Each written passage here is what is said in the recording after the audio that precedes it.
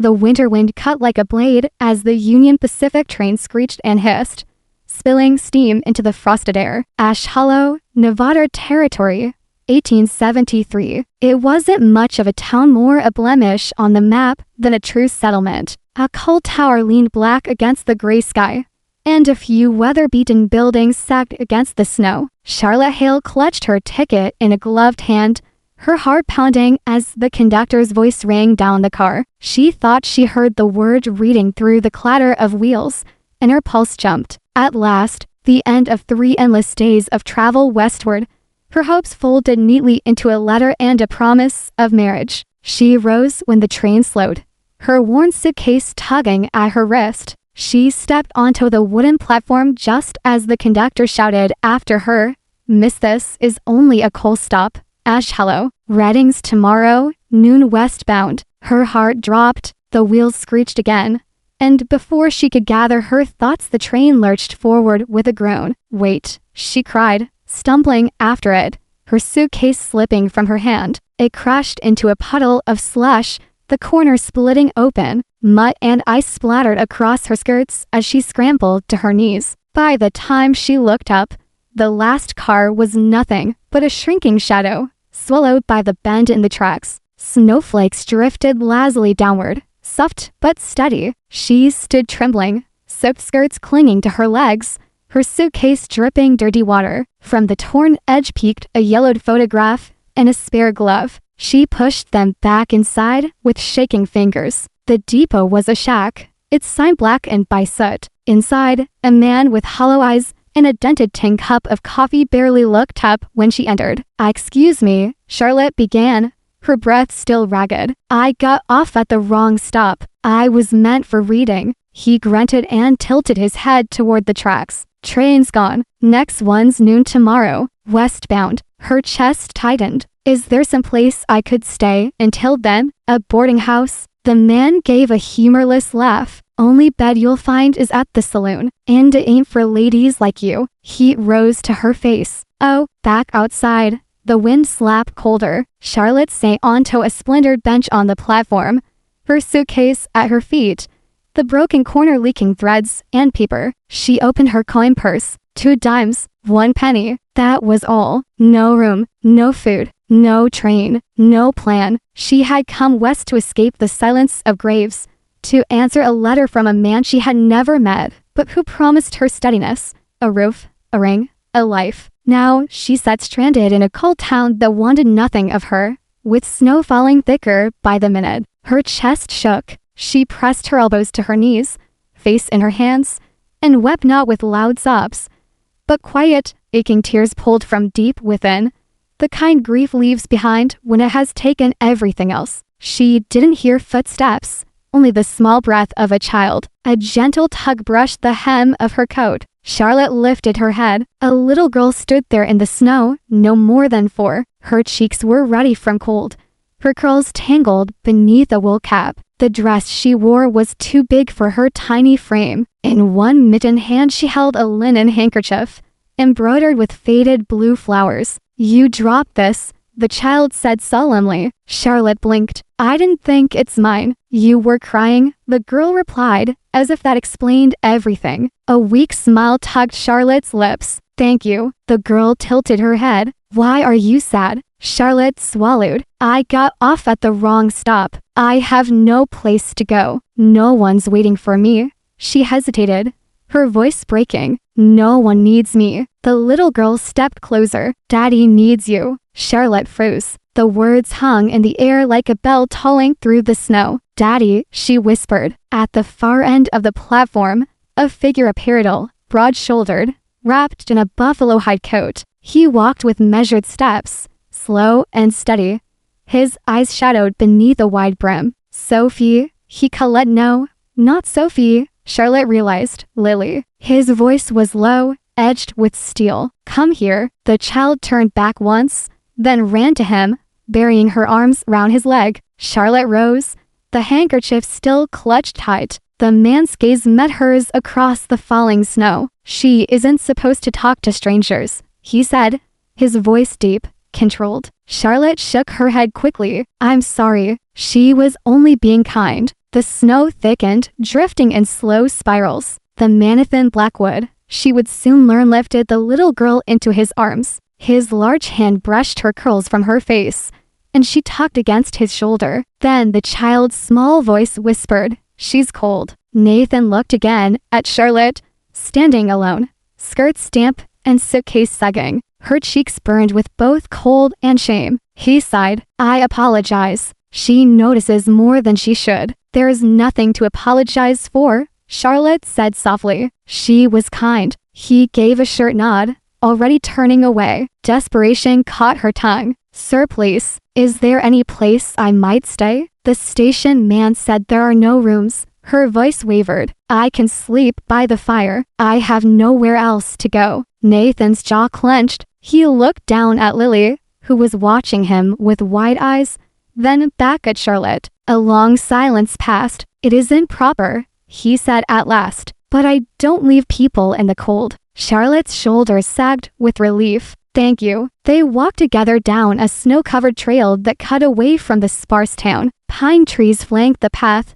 heavy with frost. Lily nestled against his chest while Charlotte followed close behind, her boots crunching ice. The cabin appeared suddenly between two low hills, built of timber and stone, smoke curling steady from its chimney. Inside, warmth rushed over her. The scent of wood smoke and iron filled the air. To the left stood a dormant forge, blackened walls lined with tongs and hammers. To the right, a hearth glowed beside a modest sitting room. "You're a blacksmith," Charlotte said softly, her gaze falling on the tools. "I was," Nathan replied, setting Lily down. "Now I mend what folks bring: shoes, hinges, wagon wheels." The little girl tugged Charlotte's skirt. "You can sit here," she said, pointing to a cushioned chair by the fire. Charlotte smiled faintly. "Thank you, Lily." "You can just say Lily," the girl corrected with a grin. Charlotte laughed quietly and lowered herself into the chair. Her coat was soaked. Nathan took it without a word, hung it near the hearth to dry. "Are you hungry?" he asked. "A little." He ladled stew from a black pot. The rich scent of rabbit and herbs filled the room. As Charlotte ate, warmth crept into her bones. She glanced toward him, Nathan standing at the counter, silent, watchful, then to Lily curled on the couch, her blanket pulled up to her chin, her eyes fixed on Charlotte as though she were some rare treasure. Charlotte lowered her spoon, her chest tightening with a strange, unexpected thought. Perhaps someone did need her after all. The stew warmed Charlotte Hale more than she expected. It wasn't simply the food, though rabbit and onion, simmered with herbs, was a feast compared to the stale biscuits she carried on the train. It was the way it was offered, without question, without expectation, a quiet kindness she had nearly forgotten existed. Lily, the little girl, had curled up on the couch with a blanket, eyelids fluttering as sleep tugged at her. From time to time her gaze would flick open, landing on Charlotte with innocent curiosity. Every look seemed to say, "Why are you here? Will you stay?" Nathan Blackwood leaned against the counter, his presence filling the room without effort. He did not sit, did not fidget, did not speak much, but his eyes dark, steady shifted toward Charlotte often, as though measuring the stranger fate had dropped at his door. She set her spoon down gently. "I haven't had stew like this since my father lived," she said softly, almost to herself. "He used to hunt rabbits before the fever took him." Nathan's gaze flickered. "I lost my parents in the outbreak last spring," she continued. Her voice faltered, but she pressed on. "My brother the year before. I sold what little was left and answered an advertisement. A farmer in Reading needed a wife." She forced a smile, though it did not reach her eyes. "I never thought I'd end up here instead." Silence stretched. Nathan's face remained unreadable,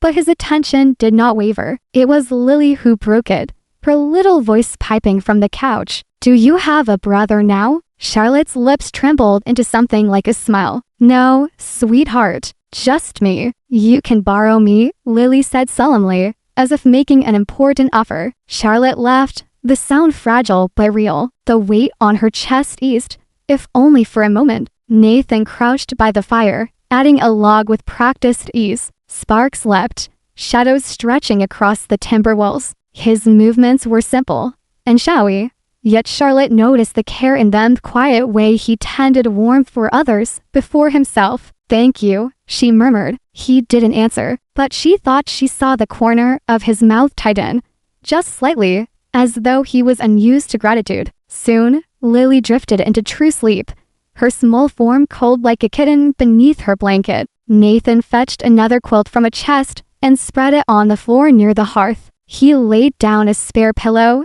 then turned to Charlotte. "You can sleep here," he said. "It stays warm." Charlotte rose, brushing her hands against her skirt. "I appreciate your kindness. I know I must be an inconvenience." "You are not." His reply was firm, final. She nodded, words catching in her throat. Carefully, she lowered herself onto the pallet. The fire's glow painted the walls in orange and gold, filling the space with warmth. She pulled the quilt to her chin and turned slightly, her gaze landing on Lily's tiny hand slipping from beneath the couch blanket. Beyond her, Nathan stood at the window, broad shoulders outlined against frost. He did not speak again. He did not leave the room either. Charlotte closed her eyes, exhaustion finally claiming her. But before sleep took her, she felt something stir in City, a faint, unfamiliar comfort. For the first time in weeks, she was not utterly alone. Morning came pale and cold,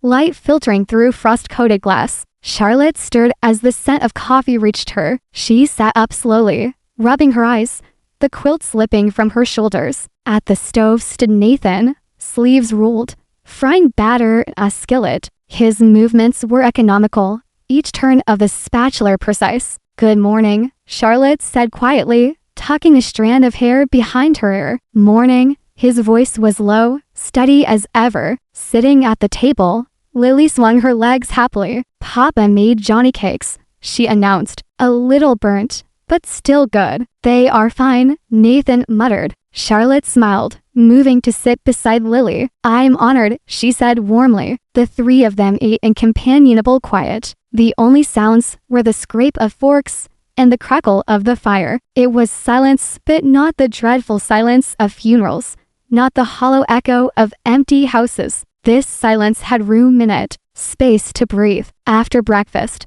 Lily darted to a corner of the room and came back clutching a folded scrap of paper. "I made something," she declared, thrusting it into Charlotte's hands. It was a drawing, 3 stick figures beneath a bright sun, one tall with a hammer in hand, one small with curls, one with yellow hair holding the child's hand. "This is you," Lily said proudly, pointing. "And Popper, and me. You made us a family." Charlotte's breath caught. "Lily," she whispered, "you smiled in the picture. So I think it's real," the girl said simply. Nathan glanced over but said nothing. His jaw tightened, his eyes unreadable, yet Charlotte thought she saw a shadow lift, ever so slightly, from his face. Something shifted in her chest. She wasn't sure what it was yet, fear, or something between, but the ground beneath her no longer felt so unsteady. That afternoon, Charlotte offered to help clean the chicken coop. Nathan looked at her as if expecting refusal.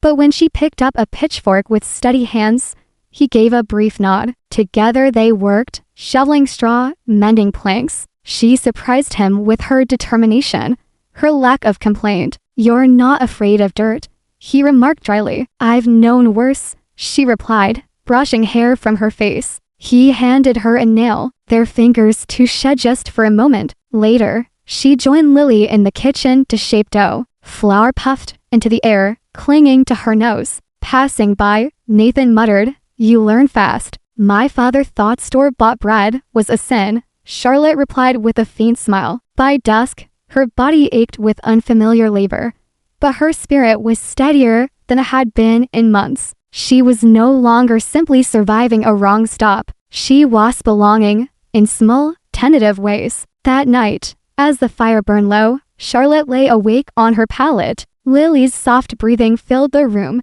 and Nathan sat silently near the hearth, mending a broken hinge by lamplight. Charlotte turned slightly, studying him in the flicker of flame. His brow furrowed in concentration, his hands steady, his profile etched in gold and shadow. There was a gravity about him, a man forged by both fire and loss. She did not yet know his story, but she could feel the weight he carried, and she wondered for the first time since leaving everything behind if perhaps fate had brought her exactly where she was meant to be. The days that followed settled into a rhythm Charlotte had not expected. She rose with the pale light that filtered through frost and smoke, stirred porridge with Nathan's old iron spoon, and watched Lily chatter through breakfast about birds and snowflakes as though they were miracles. Afterward, Charlotte helped with Corey's mending fences, feeding chickens, scrubbing pots. Each task grounded her, pulling her away from the drifting sorrow she had carried from town to town. She had never worked a forge,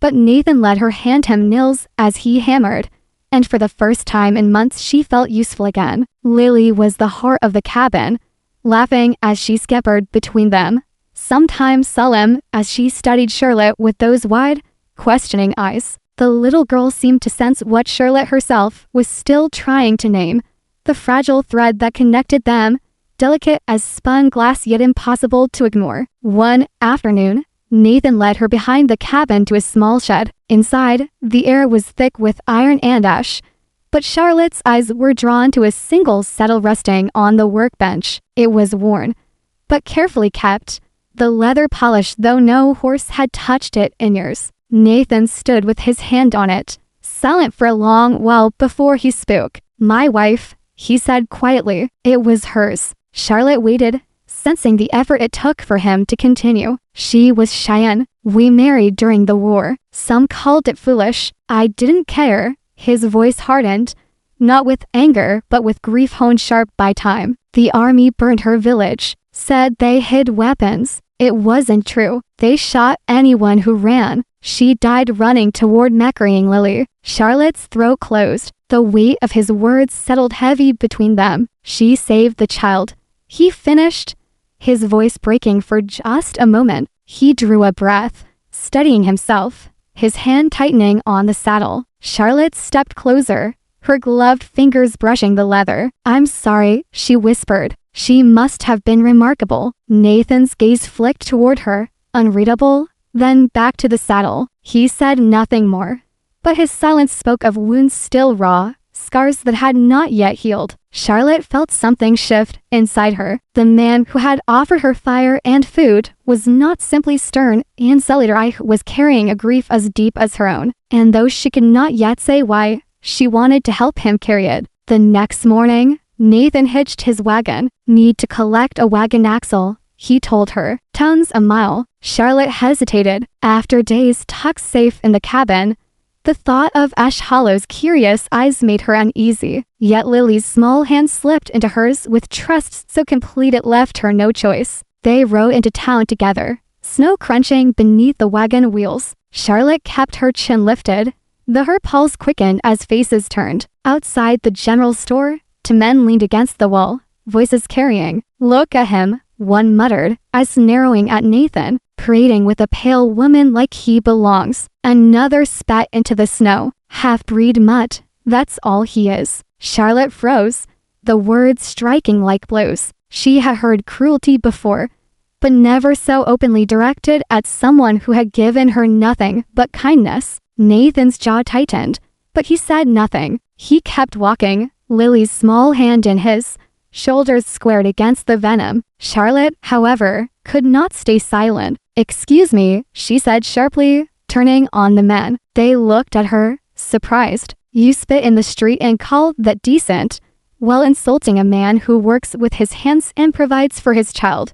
Her voice was low, but steady. "If that is what you call respectable, then I would rather stand with him." The men blinked, caught off guard. One scoffed, but the other dropped his gaze. Nathan turned back, his hand tightening on Lily's shoulder. "Charlotte," he said quietly, a warning in his tone, but she lifted her chin higher. "No, I won't be silent while people treat you like less than human." The street hushed. Curious eyes peeked from doorways, whispers stirring. Charlotte's heart pounded, but she did not falter. One man sneered, forcing bravado into his voice. Another lost of nesting on the wrong branch. Charlotte met his gaze coldly. "Then I'll build a new tree." Gasps rippled through the onlookers. Nathan stood frozen, his hand still on Lily's shoulder, his face unreadable. But when Charlotte reached for his hand, he did not pull away. For the first time, he squeezed back, and he did not let go. That evening,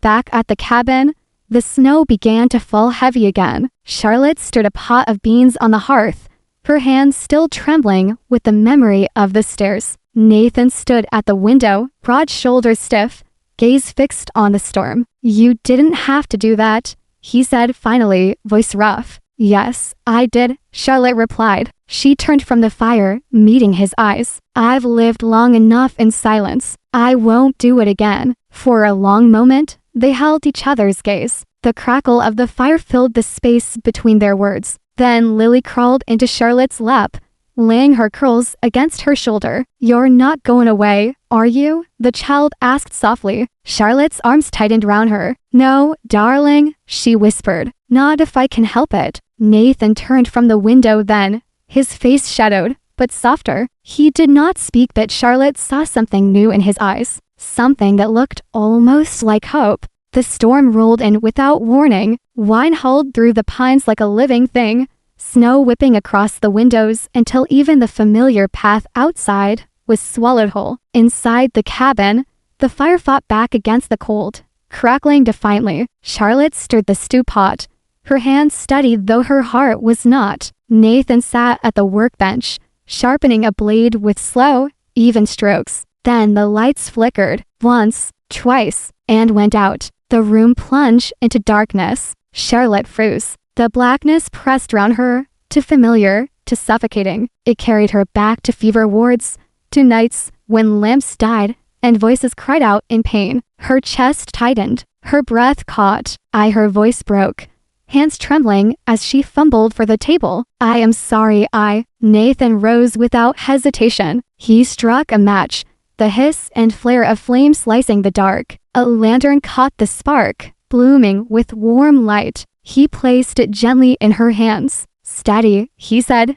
his voice low and certain. The tremor in her hand slowed. The light steadied. She breathed again. "Thank you," she whispered. Nathan only nodded, returning to the fire to add another log. The orange glow pushed back the storm shadow, and for a moment, all was still. Later, Charlotte stitched a tear in Lily's dress by lantern glow. The thread glimmered silver in the flicker of flame. Shadows leapt across the cabin walls, painting them in restless shapes. Her head drooped, exhaustion tugging her lids heavy. The needle slipped from her hand, the fabric folding in her lap. She did not see Nathan watching. He set aside his work, stood silently, and took a folded wool blanket from the chest. With a careful hand, he draped it across her shoulders. His fingers lingered just a second longer than needed. Then, without a word, he turned back to the fire, feeding it until it roared warm again. When Charlotte woke with a start, the lantern had burned low. She blinked, disoriented, until her eyes found Nathan kneeling by Lily, mending her worn little boot. The sight softened something deep inside her. "You're awake," Lily said sleepily, curling against her father's arm. Nathan glanced up, the firelight drawing lines of gold across his face. "Her shoes were falling apart," he said, focusing back on the leather. "Figured I'd do something about it." "You're good with your hands," Charlotte murmured. He gave the faintest huff of dry humor. "She's harder to please than the shoes." Lily giggled. For a moment, the storm seemed far away, but by evening, unease returned. Lily's laughter dimmed. Her cheeks flushed. She pushed away her supper, leaning into Charlotte's sleeve with unusual quiet. Nathan's brow furrowed. He pressed a hand to his daughter's forehead. Heat radiated beneath his palm. "She's warm," he muttered, almost to himself. Charlotte felt her stomach twist. She touched Lily's cheek, confirming the fever. "It's all right," she said quickly, though fear pricked her voice. "Children get fevers. It doesn't always mean the worst." But Nathan's face had gone rigid. He stood abruptly. "I'll fetch water." They made a bed near the fire, layering quilts until Lily was cocooned in warmth. Charlotte sat beside her, dabbing her brow with a cool cloth, whispering lullabies that had once soothed her brother when illness struck. Nathan paced, then sat, then rose again, unable to still his restless hands. His jaw clenched, his fists tightening. He had buried too much already. Wife, kin, friends lost to raids and fevers. He could not bear the thought of losing his child too. Charlotte saw it in his eyes. The terror he would never speak aloud. Go rest, she whispered, reaching across the quilts to touch his hand. His gaze snapped to hers, fierce with protest. I have her, Charlotte said firmly. I won't leave her side. For a long moment, he stood frozen. Then he exhaled, shoulders sagging under the weight of a war he could not fight. He nodded once and retreated to the shadows. He did not sleep. The night stretched long. Snow rattled the shutters. The wind moaned like a voice lost in the dark. But inside, the cabin held its fragile warmth. Charlotte stayed by Lily's side, sponging her cheeks, whispering comfort. When the child whimpered, she bent close, brushing curls from her damp forehead. It's all right, sweetheart, she murmured. I am here. Her voice was steady, strong as the fire's crackle. And Nathan, watching from the shadows, felt his throat tighten. Hours passed. The fever raged, then eased, then raged again. Charlotte never left. She hummed old songs, the kind meant to carry children into dreams. She spooned broth between pale lips, even when Lily shook her head. Finally, just before dawn, the child sighed. Her breath slowed, even and calm. The heat drained from her cheeks. The fever had broken. Charlotte sagged forward, tears filling her eyes. Relief surged through her like the breaking of a dam. She tucked the quilt around Lily's small body, then leaned close, resting her cheek against the child's curls. Exhaustion stole over her. Nathan stepped forward then, silent as snowfall. He stood over them, the firelight flickering across his face. His eyes lingered on the picture they made his daughter safe.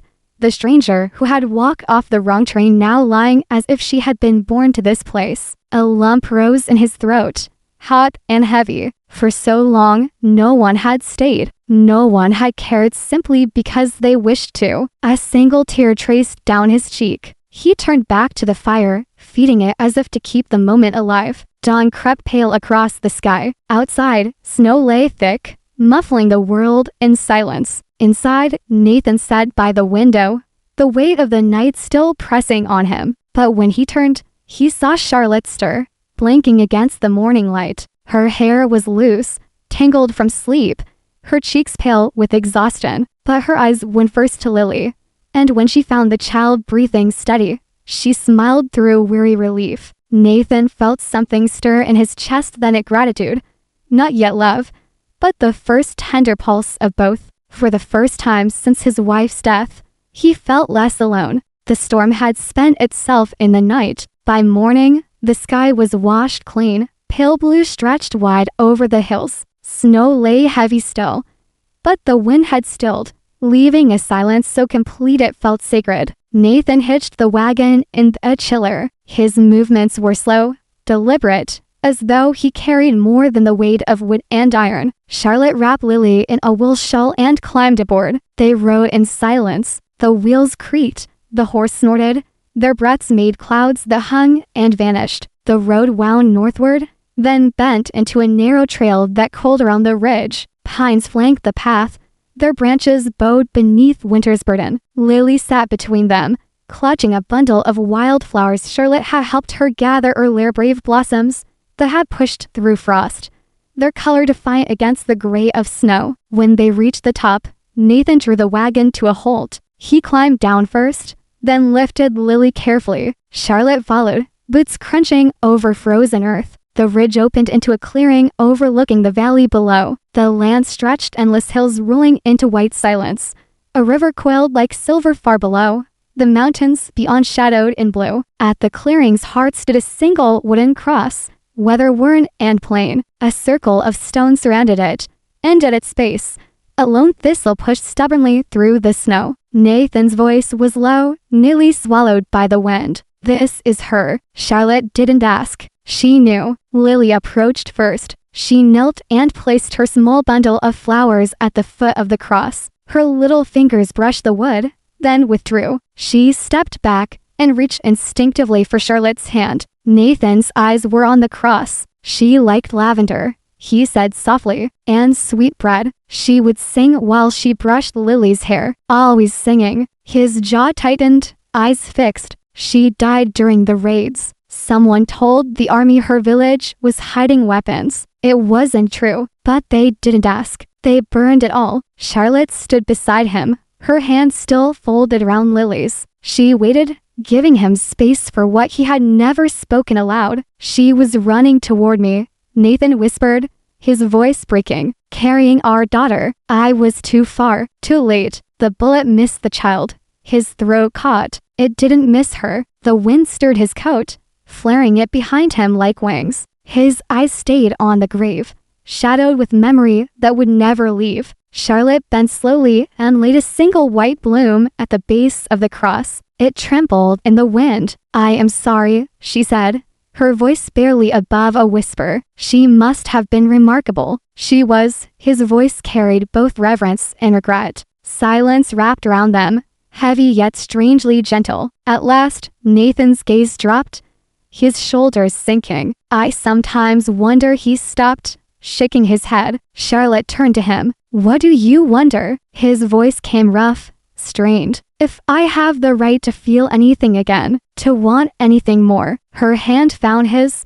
steady, warm against the cold. She didn't answer with words. Instead, she squeezed. Once, firm, certain, and somehow, that was enough. Lily pressed close, her tiny hand sliding into Nathan's other one. The three of them stood together, man, woman, and child, bound by silence, by loss, by something new and unspoken. Nathan looked down at Charlotte's hand in his breath caught in his chest. For a long moment, he hesitated. Then, almost shyly, he turned his palm upward and laced his fingers through hers. He did not look at her. He did not need to. She did not let go. They lingered until the sun tilted westward, casting the valley in hues of gold and rose. When at last they turned back, Nathan lifted Lily into the wagon, then offered his hand to Charlotte. She took it, climbing beside him, her heart beating with something she had not felt in years. Belonging. The ride down was quiet,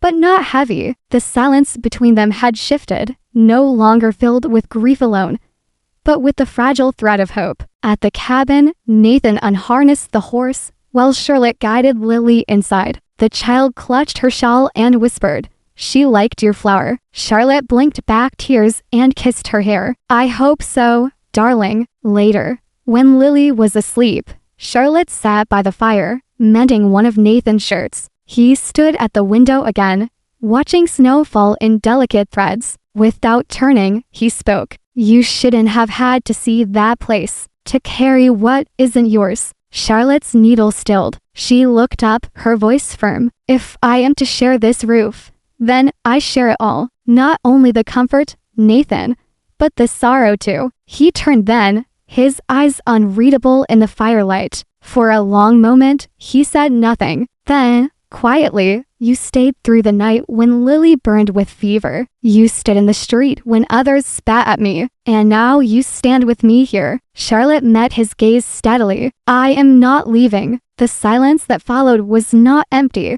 It was full of things neither dared to name, but both had begun to believe. That night, Charlotte lay awake on her pallet by the fire. Across the room, Nathan slept lightly in his chair, his head tilted, his hand resting near his daughter's curls. The flames burned low, shadows rising and falling on the cabin walls. Charlotte watched them, her chest tight with an ache that was not grief, not loneliness, but something unfamiliar and terrifying. She had come west with nothing, no kin, no kind, no home. She had stepped off the wrong train into the wrong town, yet somehow against all reason had stepped into the right life. The morning began quietly enough. Snow had melted in patches, and thin fingers of mud showed through on the trail. Charlotte stirred porridge at the hearth.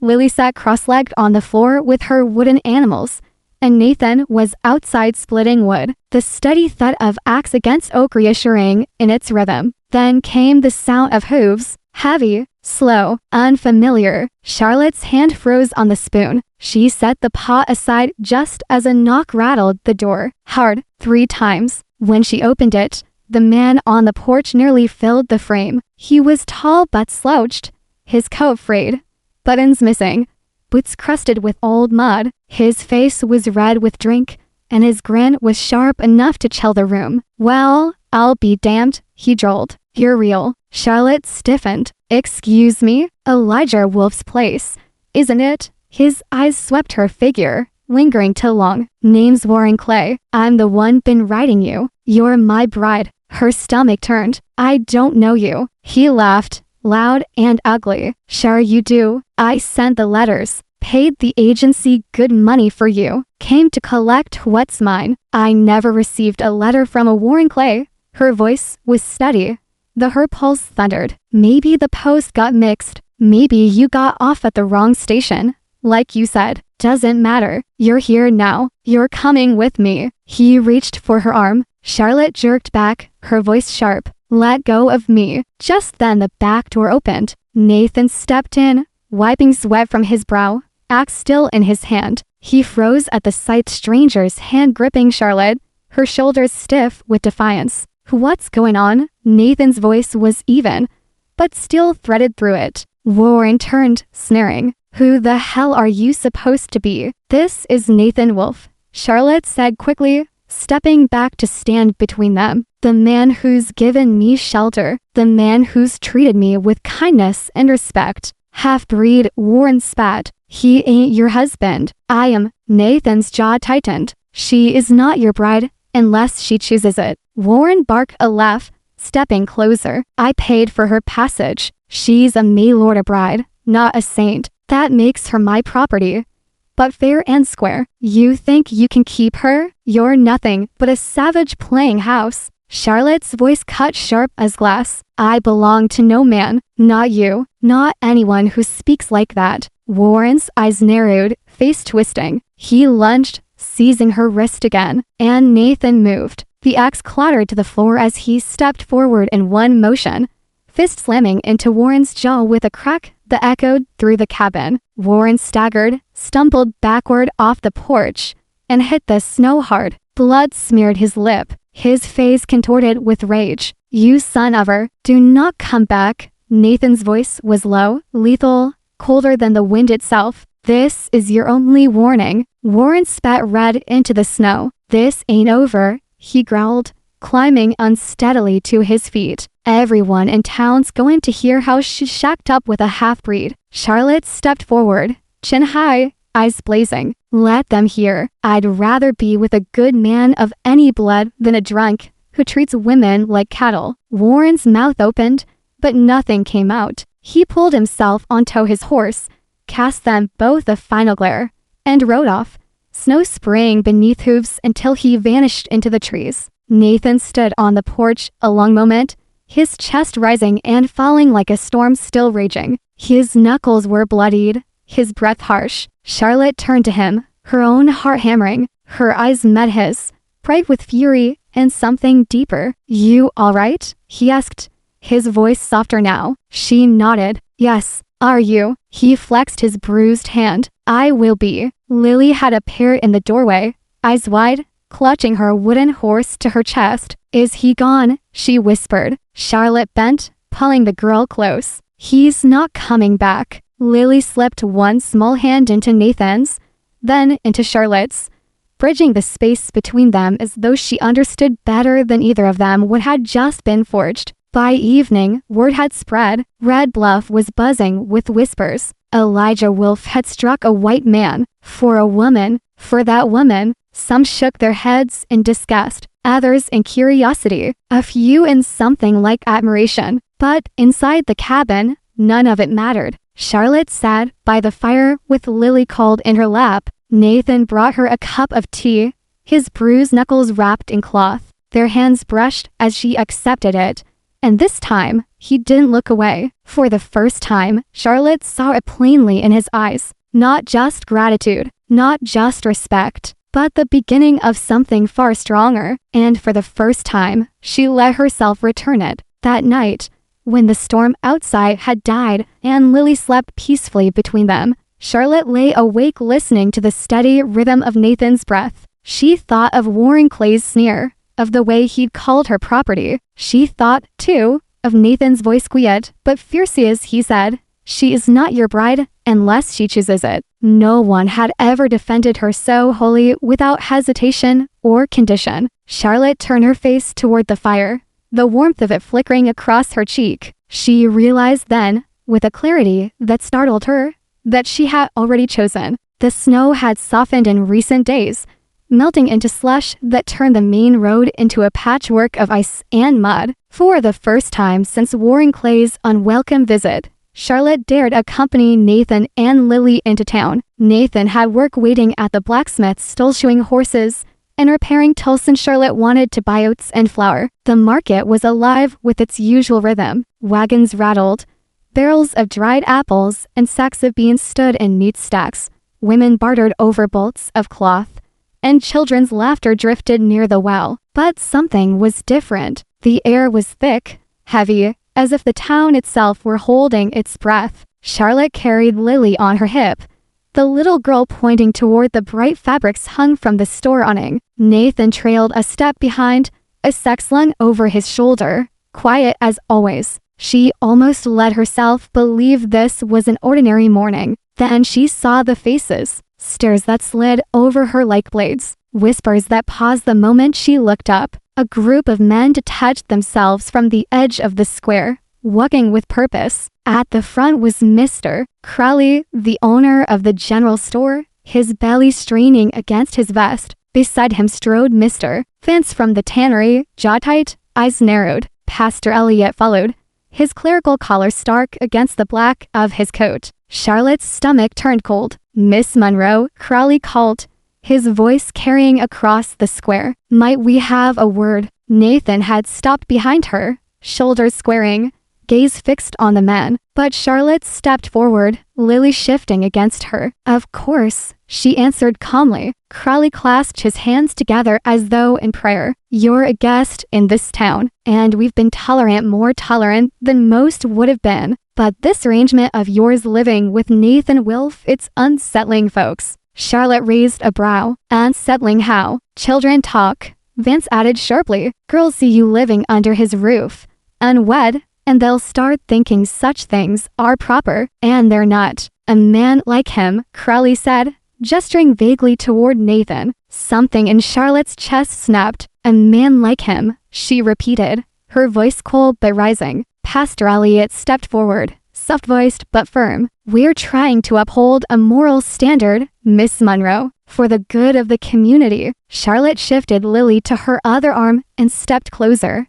her voice clear. "Nathan Wilf gave me shelter when I had none. He treated me with kindness when no one else would. He assaulted a man," Vince interrupted, his voice ringing over hers. Charlotte's jaw tightened. "He defended me against a drunk who thought I was property. Do you call that assault?" The crowd had gathered now. Faces peered from doorways. Women pulled children closer. A dozen pairs of eyes burned into her. Crowley cleared his throat. "We're asking respectfully that you leave his home, or he'll need to leave town." Charlotte's pulse thundered, but her voice came steady, stronger than she felt. "If he has to leave, then so will I." A murmur rippled through the square. Crowley blinked, thrown. "You'd leave everything for him?" Charlotte's gaze found Nathan's at last. He stood still just beyond the crowd, broad-shouldered and silent, his eyes locked on hers. "I owe none of you loyalty," Charlotte said, her voice carrying now, "but I owe him my life and my heart." The words hung like thunder in the winter air. She crossed to Nathan, each step deliberate, and reached for his hand. His fingers curled around hers, strong, steady. "We are a family," she said clearly, loudly enough that no one could mistake it, "whether you accept it or not." Silence blanketed the square. Then a small voice rose, cutting through the tension. "I told you," Lily piped up, tugging at Charlotte's skirts. Her cheeks were flushed pink in the cold. "Daddy needs you." Charlotte's throat tightened. She crouched, gathering the child into her arms. Lily nestled close, trusting, certain. Nathan stood beside them, his hands still holding hers. His face was unreadable, but his eyes burned with something Charlotte had never seen before. Not only pride, but belonging. Crowley sputtered, his composure cracking. Miss Monroe, you don't understand what you're choosing. I know exactly what I'm choosing. Charlotte's voice was steady as stone. The crowd shifted. Whispers rose. Then, slowly, a figure stepped forward. Widow Thompson, thin, gray-haired, her shawl pulled tight, regarded Charlotte with sharp eyes. My father, she said, her voice steady, was chased out of a town like this for marrying a Chinese woman who saved half that community. I remember the shame. I was a girl.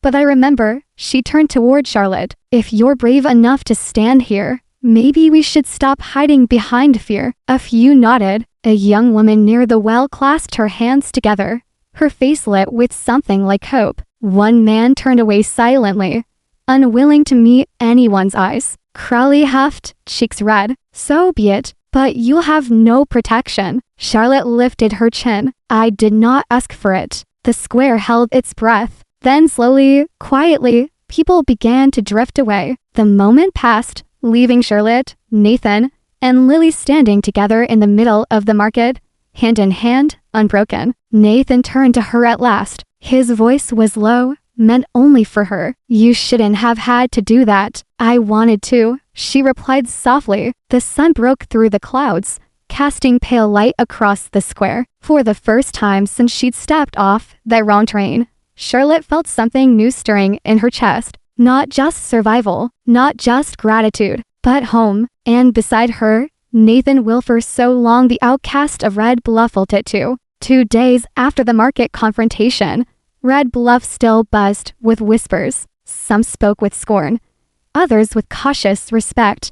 But Charlotte quickly realized it no longer mattered. She and Nathan had walked into the square hand in hand, and they had walked out the same way. That was their answer to the town and to each other. By the second dawn, Nathan had made his decision. He was hitching the wagon outside the cabin when Charlotte stepped onto the porch with a basket of folded linens. We're leaving, she said softly. Nathan nodded once. We are. If we stay, the gossips won't rest. It'll be Lily who pays the price for their spite. She deserves better. Charlotte set the basket down and crossed to him. The air was sharp with early spring, the snow melting into the earth. Where will we go? Nathan's gaze swept toward the distant hills, his eyes far away. North. There's land up there, Penn country, that once belonged to my mother's people before the treaties stripped it away. The earth remembers, even if men forget. It's where I want to raise her, where no one can tell us who belongs and who doesn't. Charlotte studied him,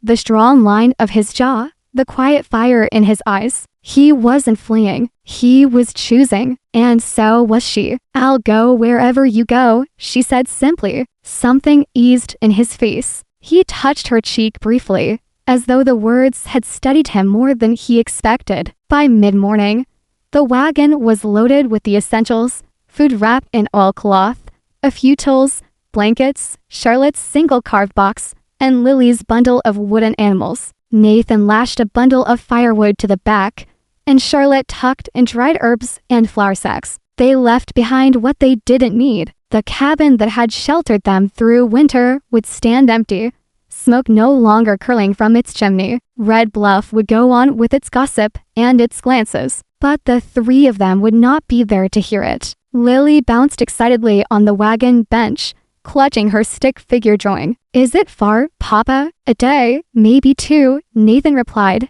snapping the reins. Long enough for you to get tired of bouncing. Never, she chirped. Charlotte smiled, pulling the girl close beneath her shawl. The wagon rattled northward, the town shrinking behind them until it was only smoke on the horizon. The path climbed steadily into the hills. Pines thickened, their needles whispering with the wind. The air grew cleaner, sharper, as if each breath stripped away the bitterness of Red Bluff. Nathan guided the horses with practiced ease, his broad hands steady on the reins. Charlotte watched him from the corner of her eye. He was silent, but not tense. For the first time, she saw not the guarded outcast, but a man leading his family towards something new. At night they camped beneath the stars, wrapping themselves in blankets beside a fire. Lily curled between them, whispering half-asleep questions. Will there be birds? Flowers? Will we build a house? Yes, Charlotte answered each one. Yes to all of it, Nathan added quietly. And no one to tell us we don't belong. Charlotte reached for his hand beneath the blankets, their fingers twining in the dark. Neither of them spoke again. But the silence was full of promise. On the second day, they crested a ridge. The land opened into a wide valley, its grasses golden despite the last patches of snow. Wildflowers dotted the hillsides, stubborn bursts of purple and yellow against the earth. A stream cut through the meadow, sparkling in the pale sunlight. Nathan pulled the wagon to a stop. He climbed down slowly, his boots crunching frost, and stood with his hand shading his eyes. Charlotte followed, lifting Lily from the bench. The child ran ahead, laughing, chasing a bird that startled from the grass. "This is it," Nathan said at last. His voice was quiet, reverent. "This is where my mother's lodge once stood. It was burned when I was a boy, but the land stayed, waiting." Charlotte took in the sweep of valley, the endless sky above. It wasn't a grand estate or a bustling farm. It was wild and tamed and alive, and somehow it felt like theirs already. She slipped her hand into Nathan's. "Then we'll build here." He looked at her,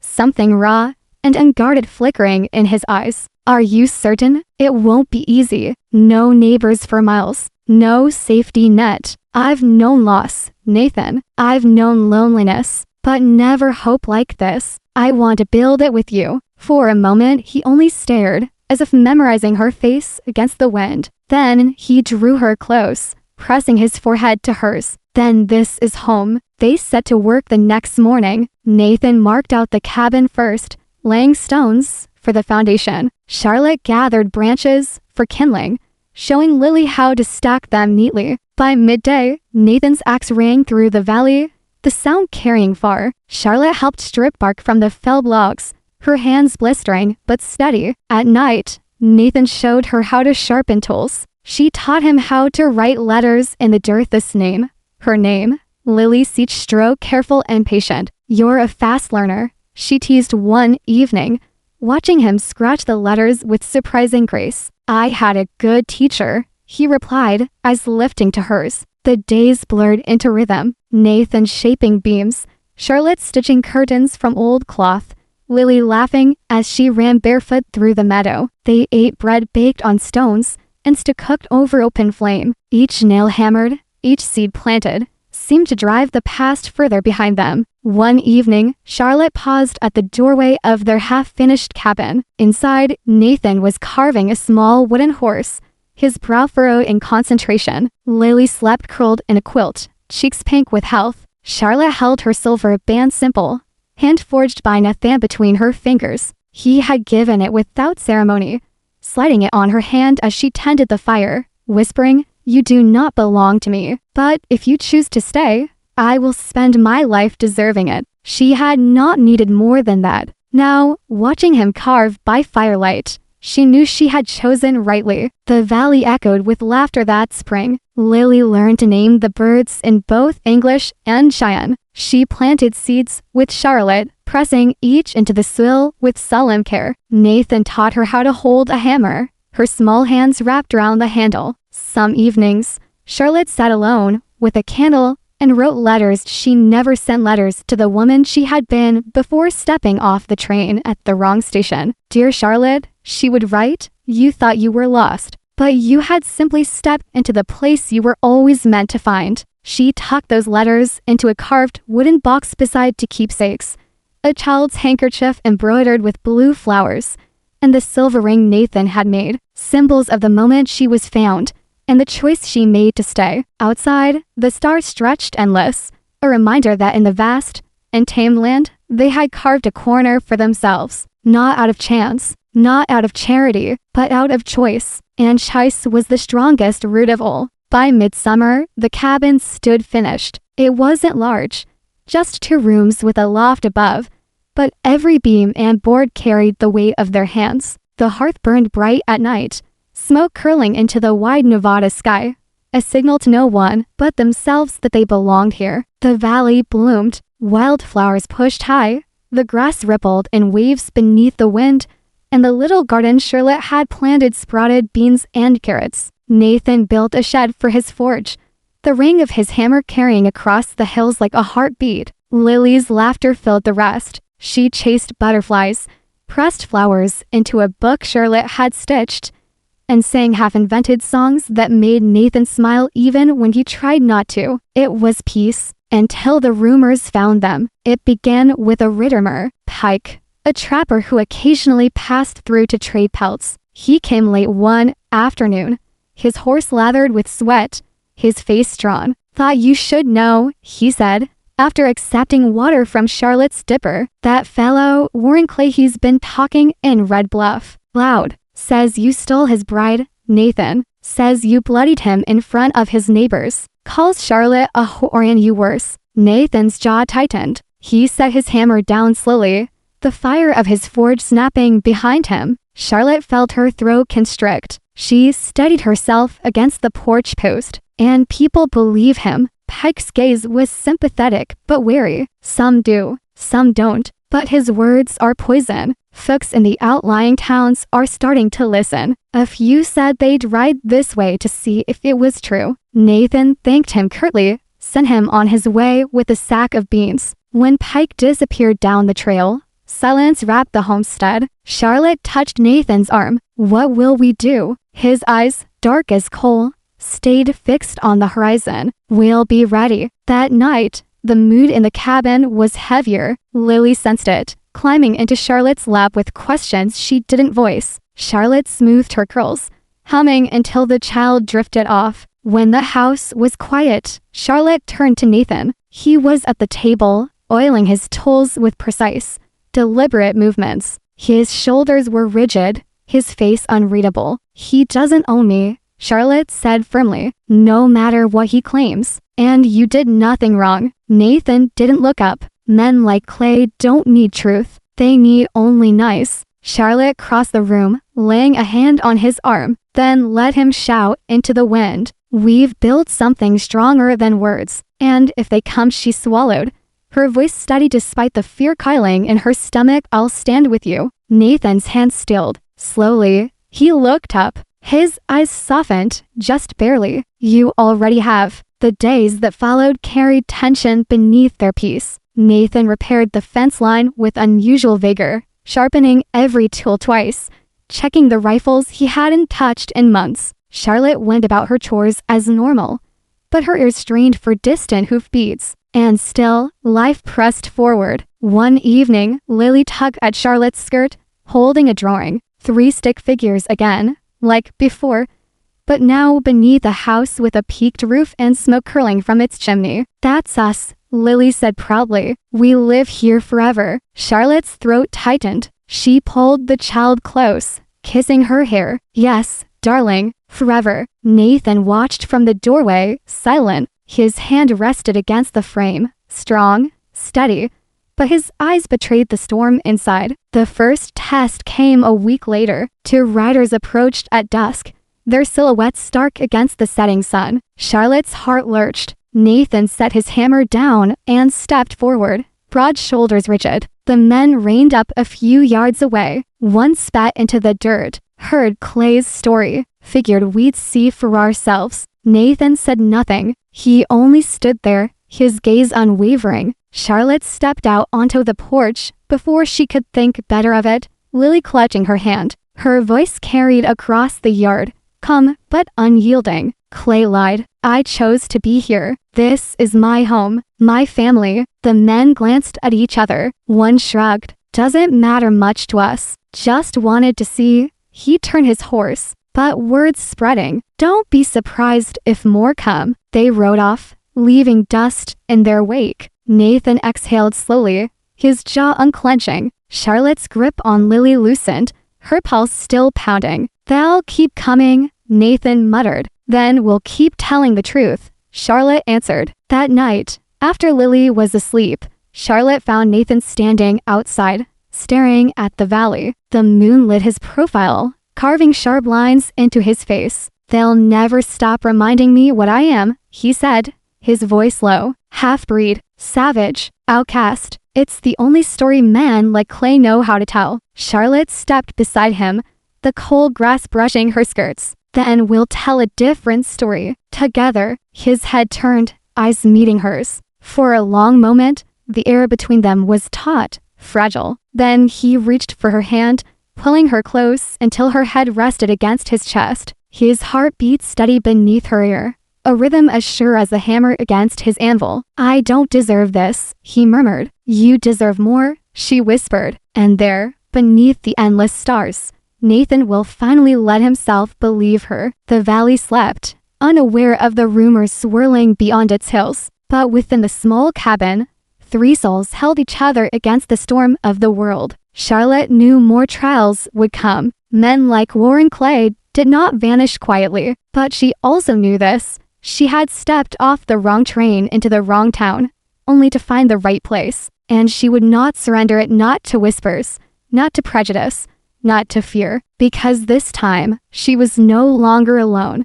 Spring arrived late in the valley, but when it came in full. Snow melted into rivulets that ran laughing through the grass, feeding the soil until wildflowers erupted in purple, yellow, and white. The cabin smelled of fresh bread and wood smoke, the sounds of hammering and laughter spilling from its open windows. Charlotte stood at the table kneading dough, her sleeves rolled, her hair pinned back loosely. Sunlight poured through the window, catching flour on her skin like frost. Outside, Nathan's anvil rang with the steady rhythm of work, each strike sure, deliberate, like the beating of a heart. Lily sat cross-legged on the floor, ranging her carved wooden animals into elaborate scenes. It looked ordinary. It felt miraculous. That evening, after supper, Nathan lingered at the hearth, staring into the flames. Charlotte watched him from the table where she was mending Lily's dress, her needle flashing in the firelight. She could sense his restlessness. He had carried it all day. Finally, he stood, walking to the shelf above the mantel. He opened a small wooden box he had carved weeks earlier and withdrew something that glinted faintly in the firelight.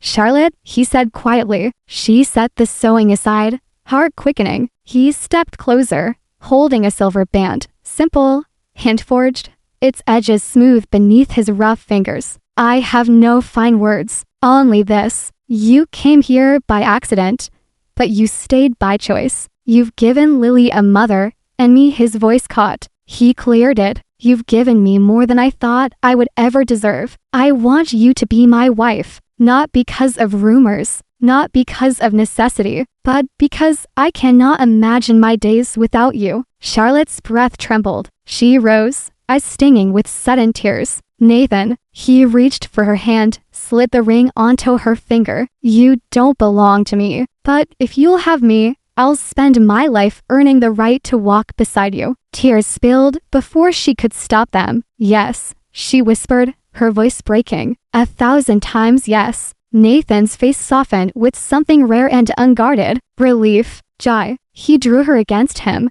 and for the first time, Charlotte kissed him fully, not in fear, not in fleeting gratitude, but in the full knowledge of what they had become. They were wed on a hilltop at dawn, with only Lily and the meadowlarks to witness. Charlotte wore a simple white shawl, Nathan his cleanest shirt, still smelling faintly of smoke and iron. Lily stood proudly between them, clutching wild flowers in both hands. When Nathan spoke his vows, his voice shook only once. When he said, "You are my home," Charlotte's voice trembled too, but her gaze never faltered. When Nathan kissed her, the morning sun broke across the ridge, painting the sky in gold. Lily clapped, giggling. "Now we're a family forever." And they were. Word spread back through Red Bluff. Some shook their heads, muttering about scandal, about impropriety. Others shrugged, saying it was better to let the couple be. A few toes who had watched Nathan work without complaint, who remembered Charlotte's courage in the square-footed cautious respect. But for Nathan and Charlotte, the whispers no longer mattered. They had chosen each other in the face of doubt, and that choice was stronger than rumor. Nathan began taking work from nearby settlers, his tools traveling farther than he ever did. Men came to him for hinges, for axes, for nail saws, leaving with more respect than when they arrived. Charlotte taught Lily her letters at the table, and sometimes children from neighboring farms joined, curious to learn from the woman who read books in both English and French. The valley, once silent and empty, began to hum with life. One evening, a storm rolled down from the mountains. Wind howled, rain lashed the windows, lightning split the sky. The roof shook with every gust, the fire sputtered.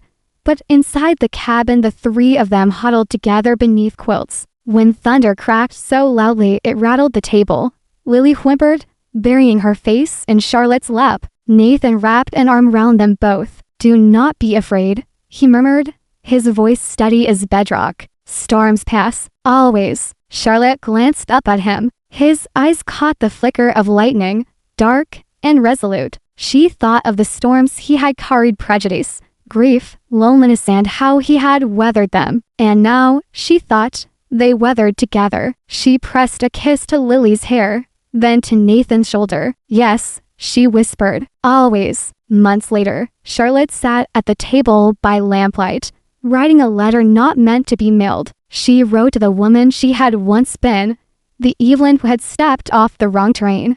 Trembling and alone. "You thought you were lost," she wrote, "but you were being led. You thought no one needed you. But a child's hand tugged your dress and a man's eyes found yours, and that moment changed everything. You are not a mistake. You are not misplaced. You are home." She folded the letter and slipped it into the carved wooden box beside Lily's old handkerchief with faded blue flowers and the ring Nathan had made, symbols of how far they had come. On a summer evening, the three of them walked the ridge. Wildflowers bent in the breeze. The valley stretched wide and endless. Lily ran ahead, her curls catching the sun, her laugh echoing across the grass. Nathan reached for Charlotte's hand, their fingers lacing naturally, as if they had always been meant to fit this way. "This land remembers her," he said quietly, glancing toward the distant hills where his first wife's people had lived. "Sometimes I wonder if she led me right out of this." Charlotte squeezed his hand. "Then she gave you back to life, and I am grateful." Nathan stopped walking, turning to her. His eyes, usually guarded, were bare now, filled with a quiet fire. "You are my life, Charlotte. You and Lily. You are everything." She smiled, tears glinting. "And you are ours." They stood in the fading sunlight, the wind carrying the scent of pine and earth, the world vast round them, but no longer empty. For Charlotte Munro, who once believed she had no place, and for Nathan Wolfe, who thought he had no right, belonging was no longer a question. It was a choice, a vow, a life together. Not every love story arrives with fanfare. Some come hidden in hardship, whispered through tears, carried by chance. Charlotte had boarded the wrong train. Nathan had carried the weight of a broken past bid in the valley between hills, with a little girl's hand to guide them. They found exactly where they were meant to be, and when night fell over their cabin, firelight flickering, laughter spilling warm into the dark, the world outside could say what it wished. They belonged, at last,